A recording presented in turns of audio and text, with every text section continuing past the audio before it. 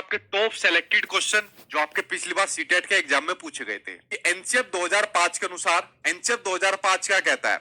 NCF 2005 के अंदर इसके जो 5 प्रिंसिपल है, 5 सिद्धांत है, वो याद करना आपके लिए सबसे महत्वपूर्ण है। इन 5 सिद्धांत के ऊपर पूरी की पूरी आपकी पैडागोजी आपकी टिकी होती है। और एक चीज और आपको कमाल की बात बता दूं, जो आपका एनसीएफ 2005 है, जो आपका एनईपी 2020 है, दोनों के दोनों लगभग आपके सेम है। दोनों ज्यादा डिफरेंस इनके अंदर देखने को नहीं मिलता। जो बात एनसीएफ 2005 ने कही है, वही बात उसको रिपीट करा है एनईपी 2020 ने। क्योंकि ज्यादातर जो सुझाव लिए गए थे जब, तो एनसीएफ 2005 से बहुत ज्यादा सुझाव जो है उसको रिकमेंड किया गया था और उनको स्वीकार भी करा गया था। ठीक है, तो इसलिए दोनों में आपको बहुत ज्यादा समानताएं देखने को मिलेगी एनसीएफ 2005 और एनईपी 2020 के अंदर। अब देखिए एनसीएफ 2005 क्या कहता है? एनसीएफ 2005 कहता है भाई, जो बच्चों को आप स्कूल के अंदर या क्लास के अंदर जो चीज पढ़ा रहे हो, क्लास के अंदर जो ज्ञान दे रहे हो, उसको आप उसके बाहर के जीवन से जोड़कर कनेक्ट करके पढ़ाइए। आप लोग क्लास के अंदर जो भी बच्चों को पढ़ाइए, वो उसके बाहर के जीवन से, उसके डेली की एक्टिविटीज से जोड़कर आप लोग पढ़ाइए। मान लीजिए आप बच्चों को जानवरों के बारे में पढ़ा रहे हो, तो ऐसे जानवरों के बारे में बच्चों को पढ़ाइए जिसके बारे में वो जानता है, जो उसके आसपास के एनवायरमेंट के अंदर है। बच्चों को गाय, भैंस, बकरी, डोगी, बिल्ली, ऐसों के बारे में बताइए। तो इस बात को कहता है आपका एनसीएफ 2005, क्योंकि बच्चा इनसे जल्दी रिलेट करके सीखता है। एनसीएफ 2005 कहता है कि बच्चों को आप रोट लर्निंग मत कराइए। ठीक है, रटन प्रणाली से मुक्त कीजिए। बच्चों को आप रोट लर्निंग मत कराइए। बच्चों को आप समझाने पर ज्यादा जोर दीजिए। ठीक है, बच्चा को आप समझाने पर ज्यादा जोर दीजिए। इस बात को आपका एनईपी 2020 भी कहता है। अभी आपको आएगा, आपको क्लियर भी हो जाएगा। एनसीएफ 2005 कहता है आपका कि जो आपकी एजुकेशन है, जो शिक्षा व्यवस्था है, वो ना तो आपकी पाठ्य पुस्तक होनी चाहिए, यानी कि टेक्स्ट बुक होनी चाहिए, ना ही आपकी पाठ्यक्रम केंद्रित होनी चाहिए। ठीक है, वो सिर्फ और सिर्फ क्या होनी चाहिए? वो सिर्फ और सिर्फ आपकी चाइल्ड सेंटर्ड होनी चाहिए, यानी कि आपकी बाल केंद्रित होनी चाहिए। कैसे होनी चाहिए? सिर्फ और सिर्फ आपकी बाल केंद्रित होनी चाहिए। इनसे कोई भी मतलब नहीं है। उसके अलावा जो आप बच्चों के एग्जाम लेते हो, बच्चों की जो परीक्षा लेते हो, उस परीक्षा को आपको फ्लेक्सिबल बनाना है, लचीला बनाना है। ठीक है, जो बच्चों की परीक्षा लेते हो उसको आपको लचीला बनाना है, यानी कि फ्लेक्सिबल बनाना है, जिसमें आप लोग बच्चों के अकॉर्डिंग, बच्चों की आवश्यकता के अकॉर्डिंग उसमें चेंज कर सके। जैसे हमारे टाइम में क्या होता था, एग्जाम ले लिया, पास हो गए तो ठीक है, और फेल हो गए तो घर वालों ने अपना इलाज कर दिया, टीचर ने भी इलाज कर दिया। बट आज की डेट में उसको फ्लेक्सिबल, लचीला बनाने की बात कही गई है, ताकि उसको क्लासरूम से जोड़कर उसको कनेक्ट किया जा सके। ठीक है, उसके अलावा ये वाली बात भी एनसीएफ कहता है कि स्टूडेंट को एक आस्थावान राष्ट्र के प्रति, एक आस्थावान विद्यार्थी या एक अच्छा नागरिक भी बनाया जा सके। ये नहीं हमने उसको एजुकेशन तो दे दी और वो जाकर जो है बसें तोड़ रहा है, स्कूल की बिल्डिंगें तोड़ रहा है। तो इस बात को भी एनसीएफ 2005 आपको कहता है। ये इसके जो 5 आपके प्रिंसिपल है, 5 जो आपके सिद्धांत है, ये 5 बड़े महत्वपूर्ण सिद्धांत है जो आपके एनसीएफ 2005 कहता है, जिसके बेस पर आपके बहुत सारे क्वेश्चन आपके सोल्व भी होते हैं। अब जैसे इसने ये आपको क्वेश्चन दे दिया कि एनसीएफ 2005 के अनुसार बच्चे जो होते हैं वो शिक्षक द्वारा दी गई जो सामग्री होती है, जो कंटेंट होता है, उसके निष्क्रिय प्राप्त करता है। देखिए वर्ड आ गया निष्क्रिय, यानी कि पैसिव। पैसिव मैंने क्या बताया था? पैसिव होता है आपका नेगेटिव वर्ड होता है, क्योंकि आपको कभी भी पैसिव समझकर कोई चीज आपको ना तो जानकारी ग्रहण पर कर पाओगे, ना नॉलेज ग्रहण कर पाओगे। एक टीचर का और एक स्टूडेंट का हमेशा क्या होना जरूरी होता है? एक्टिव होना जरूरी होता है। ठीक है, तो अगर मैं एक्टिव होकर नहीं पढ़ाऊंगा, आप लोग एक्टिव होकर नहीं पढ़ोगे, तो आप लोग लर्निंग नहीं कर पाओगे, सीख नहीं पाओगे, ना ही जानकारी को रिसीव कर पाओगे। ठीक है, अगर आप लोग इधर उधर ध्यान लगाए हुए हो, कमेंट बॉक्स में ध्यान लगा रहे हो और भी क्या चल रहा है आजकल, हार्ड चल रहा है, तो आप जो सामग्री है, जो कंटेंट है, जो चीज मैं आप को पढ़ा रहा हूं, क्या आप उसे प्राप्त कर पाओगे, रिसीव कर पाओगे? नहीं कर पाओगे। तो आपका निष्क्रिय होना जरूरी है, सक्रिय होना जरूरी है? सक्रिय होना जरूरी है आपका। ठीक है, अगला है बच्चों में दिगम को विनियमित यानी रेगुलेट करने की क्षमता नहीं होती। ये भी पॉइंट गलत है। बच्चा जो चीज सीख रहा है, जो लर्न कर रहा है, उसको रेगुलेट करने की क्षमता होती है। बच्चों को आपने कोई भी टॉपिक पढ़ा दिया, मान लो जानवरों के बारे में पढ़ा दिया, अब वो जानवरों के बारे में सारी चीजें आपको बता देगा कि सर मेरे घर के बराबर में भी जानवर है, मेरे मामा के वहां पे भी जानवर है, ये जानवर इस तरीके की आवाज निकालता है। तो जानवरों का बारे में सब चीजें बताने के बाद जो नॉलेज होती है, जो अधिगम होता है, उसको रेगुलेट करने की, उसको एप्लीकेशन करने की एबिलिटी बच्चे के अंदर होती है। तो ठीक है, ये पॉइंट भी आपका गलत हो गया।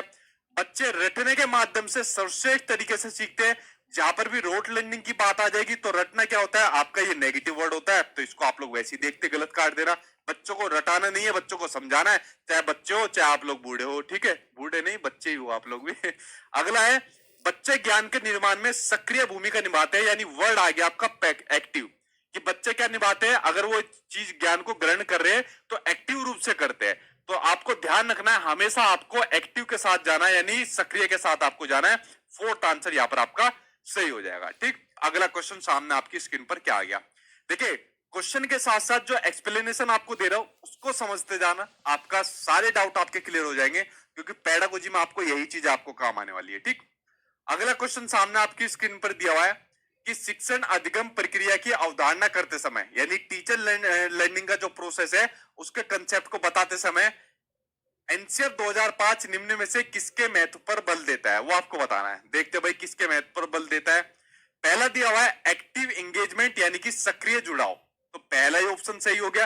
देखिए सक्रिय जुड़ाव, अब हमारा टीचिंग लर्निंग प्रोसेस चल रहा है, तो टीचिंग लर्निंग प्रोसेस के लिए हमारा एक्टिव रूप से जुड़ना बहुत ज्यादा जरूरी है। अब मैंने वही वाला एग्जांपल आपको दिया, पुराने टाइम में जो गवर्नमेंट स्कूल में टीचर थे, या आज की डेट में बहुत जगह होता है, टीचर आए क्लासरूम के अंदर, चलो भाई पढ़ना शुरू कर दो, या अपना कोर्स कंप्लीट कराया और चला गया। वो बच्चों के साथ इंगेज नहीं करता था, जुड़ाव नहीं करता था, ठीक है, और सक्रिय रूप से जुड़ाव महसूस नहीं करता था। लेकिन आपको बच्चों के साथ जुड़ाव महसूस करना है, किस तरीके से एक्टिव रूप से जुड़ाव उनके साथ महसूस करना है, उनके इमोशंस को आपको जानना है, उनकी फीलिंग्स को आपको जानना है, उनकी जरूरतों को आपको जानना है। तो एनसीएफ 2005 कहता है कि बच्चों के साथ आपको एंगेज करना है, एक्टिव रूप से जुड़ाव करना है, सक्रिय रूप से। और दूसरा पॉइंट कहता है आपको उनके साथ बातचीत करनी है, इंटरेक्शन करना है। जितना आप उनके साथ बातचीत करोगे, डायलॉग करोगे, इंटरेक्ट करोगे, उतना बच्चा कॉन्फिडेंट फील करेगा अपनी समस्या को बताने में, या जहां पर भी उसको मतलब कुछ तकलीफ हो रही है, कुछ चीज समझ में नहीं आ रही, उसको एक्सप्रेस करने में आपके सामने। तो इस बात को कहता है आपका एनसीएफ 2005 कहता है। तो पहला पॉइंट आपका सही हो गया। अगला कहता है वेतन और बार बार आपका अभ्यास। मैंने आपको बताया था जो आपका ड्रिल एंड रिपीटेड प्रैक्टिस होता है, ये कैसा होता है, ये आपका नेगेटिव वर्ड होता है। जब आप बच्चों को ड्रिल एंड रिपीटेड प्रैक्टिस कराओगे, मान लीजिए अगर मैं आपको सीडीपी करा रहा हूं और सीडीपी अगर मैं आपको डेली डेली सीडीपी कराता आपको चला जाओ, ठीक है, तो आप लोग क्या काम करोगे, आप सीडीपी के आदी हो जाओगे। तो इससे क्या हो जाएगा, वो काम रिपीटेड होता जाएगा, आप लोग रोट लर्निंग की तरफ बढ़ जाओगे। किसकी तरफ, आप लोग रोट लर्निंग की तरफ बढ़ जाओगे। और रोट लर्निंग को ना तो एनसीएफ 2005 ने महत्वपूर्ण माना है और ना ही आपका एनईपी 2020 ने महत्वपूर्ण माना है।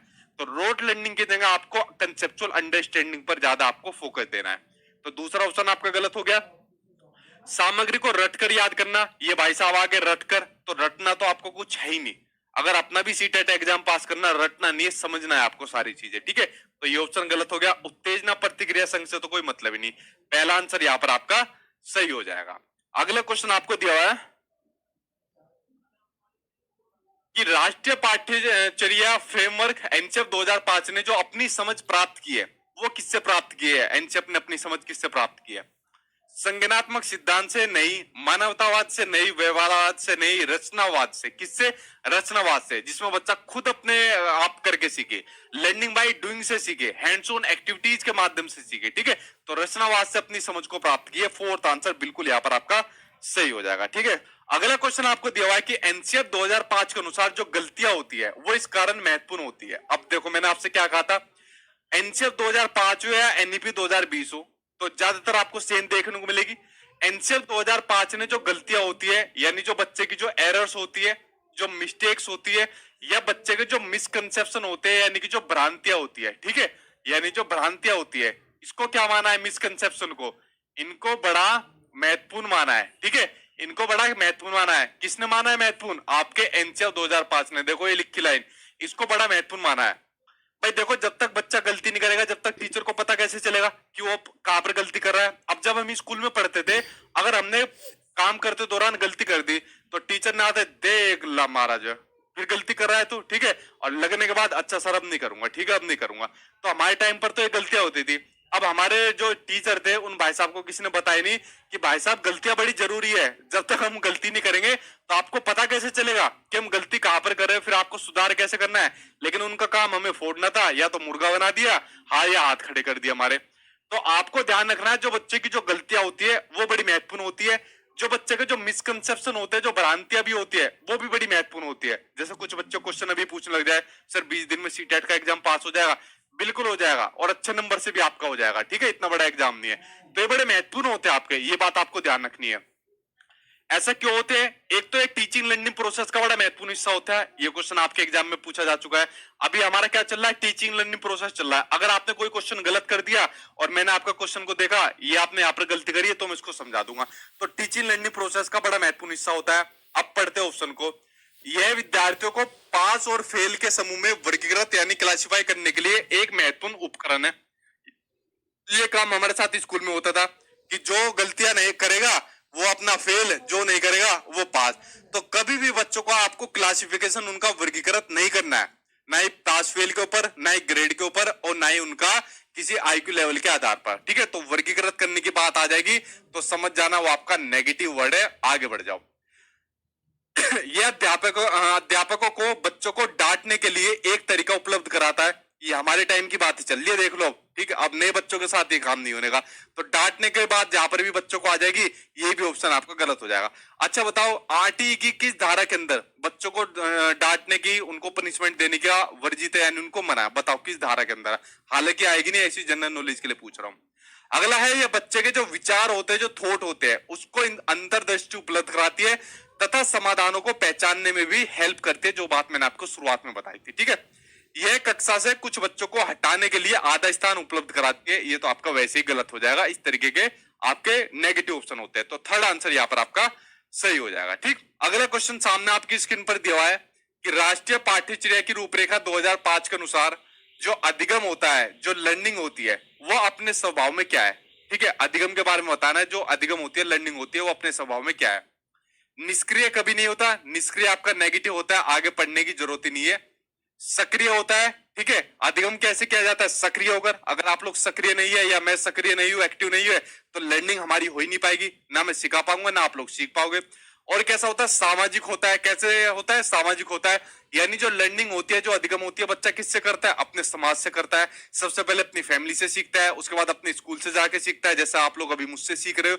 तो अधिगम कैसे होता है? सामाजिक होता है। तो दूसरा ऑप्शन क्या हो जाएगा? दूसरा ऑप्शन यहाँ पर आपका सही हो जाएगा। अगले क्वेश्चन का आंसर आप लोग दीजिए, क्या आपका दिया हुआ है?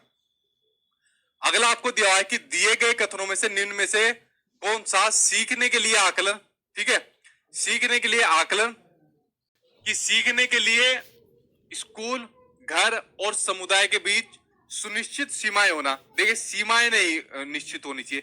अब जो बच्चा चीजें सीखता है, वो अपने स्कूल से भी सीखता है, घर से भी सीखता है, और अपने आसपास के समुदाय, कम्युनिटी से भी सीखता है। तो उनके बीच में सीमाएं नहीं बनानी। आपने अपने बच्चों को कह दिया, ओए उसके घर में नहीं जाना, उस पड़ोसी के घर नहीं जाना, वो तो बेकार है, उनके घर नहीं जाते। तो आपको सीमाएं नहीं बनानी बच्चों के बीच में। भले आपकी किसी पड़ोसी से लड़ाई हो, आपकी लड़ाई है, लेकिन बच्चों को नहीं करना इस तरीके से कुछ भी। ठीक है, तो सीमाएं नहीं बनानी आपको। ठीक, तो पहला तो आपको क्या है? आपका गलत हो गया।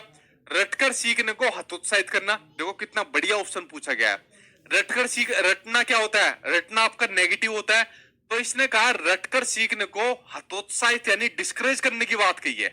ध्यान से सुनना, रटने को इसने डिस्करेज यानी कि हतोत्साहित करने की बात कही है। इसी बात को तो कहते हैं कि रटने को सीखने की बजाय आपके कंसेप्चुअल अंडरस्टैंडिंग पर ज्यादा महत्व दिया जाना चाहिए। तो दूसरा ऑप्शन बिल्कुल आपका सही होना चाहिए कि रटने को हतोत्साहित किया जाना चाहिए, ना कि प्रोत्साहित यानी कि उसको एनकरेज किया जाना चाहिए। तो दूसरा सही हो गया। किताबी शिक्षा से प्रस्थान किया जाना चाहिए। किताबी शिक्षा से अलग होकर किस पर प्रस्थान किया जाना चाहिए? जहां बच्चा लर्निंग बाय डूइंग के माध्यम से सीखे, एक्टिविटीज के माध्यम से सीखे, तो किताबी शिक्षा के माध्यम से ना सीखकर इन चीजों की ओर प्रस्थान करना चाहिए। दूसरा भी सही है। स्कूल में बच्चों के जीवन को स्कूल के बाहर ही उनके जीवन से जोड़कर पढ़ाना चाहिए। जो आपका इन सब के 5 सिद्धांत है, उसमें आपका ये जो आपका सिद्धांत है कि बच्चों को क्लास के अंदर, स्कूल के अंदर जो चीज पढ़ाई जा रही है, उसको बाहरी जीवन से जोड़कर पढ़ाइए। ठीक है, तो 5 सिद्धांत में एक सिद्धांत ये भी है। तो बी सी डी आंसर सही हो जाएगा। B C D fourth answer आपका सही हो जाए। तो चलो फ्रेंड्स, वीडियो को मैं यही स्टॉप करता हूँ। बाकी कल मिलता हूँ आप लोगों से 8 बजे। तो कल मैं आपसे 8 बजे मिलूंगा एनसीईआरटी